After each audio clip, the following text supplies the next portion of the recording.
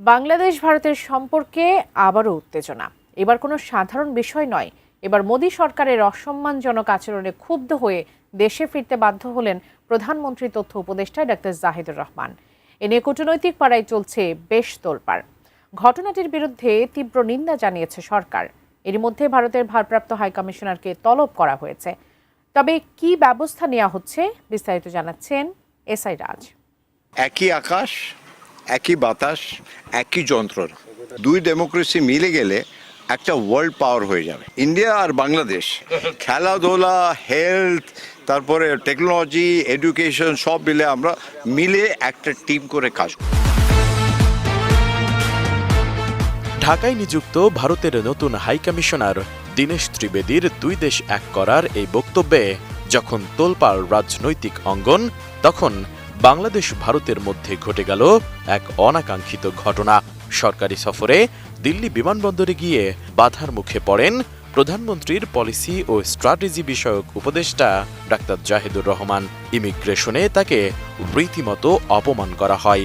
এতে দুদেশের সম্পর্কে আবারও বেড়েছে টানাপোড়েন।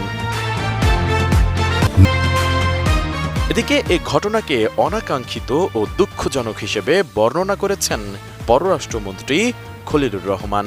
উপদেষ্টার সঙ্গে যা হয়েছে তা নিয়ে বাংলাদেশের পররাষ্ট্র মন্ত্রণালয় প্রয়োজনীয় ব্যবস্থা নিচ্ছে বলেও জানান তিনি। সোমবার পররাষ্ট্র মন্ত্রণালয়ে সাংবাদিকদের মুখোমুখি হয়ে এ মন্তব্য করেন তিনি। এটা একটা অনাকাঙ্ক্ষিত ঘটনা, আপনি যেটা বললেন দুঃখজনকও বটে। এই বিষয়ে পররাষ্ট্র মন্ত্রণালয় যথোপযুক্ত ব্যবস্থা নিচ্ছে। এর আগে সকালে পররাষ্ট্র প্রতিমন্ত্রী শামা ওবায়েদও এ ঘটনায় যথাযথ ব্যবস্থা গ্রহণের কথা জানিয়েছিলেন। It's not welcoming. We don't expect this kind of events to happen. But আমাদের মন্ত্রণালয় এটা খোঁজ খবর নিচ্ছে, ইন্ডিয়ার সাথে কথা বলছে। আমরা পুরো ঘটনাটা জেনে অবশ্যই যদি কোনো অ্যাকশন নেওয়ার থাকে আমরা সেই পদক্ষেপ আমরা নিব।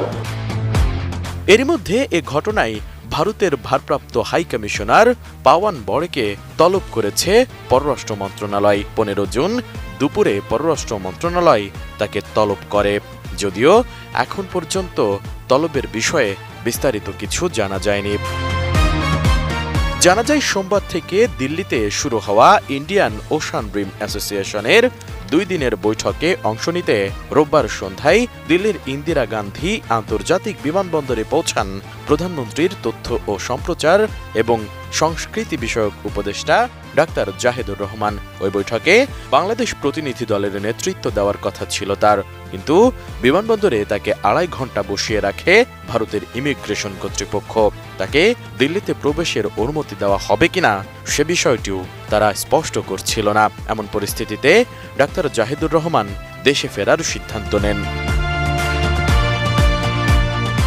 ভারতীয় সংবাদ মাধ্যম নিউজ 18-এর খবরে বলা হয়, জাহিদুর রহমানকে বেশ কিছু সময় বিমানবন্দরে আটকে রেখে জিজ্ঞাসাবাদ করার পর ইমিগ্রেশন কর্তৃপক্ষ তাকে ভারতে প্রবেশের অনুমতি দিলেও পরে উপদেষ্টা জাহেদ তাতে সম্মত হননি।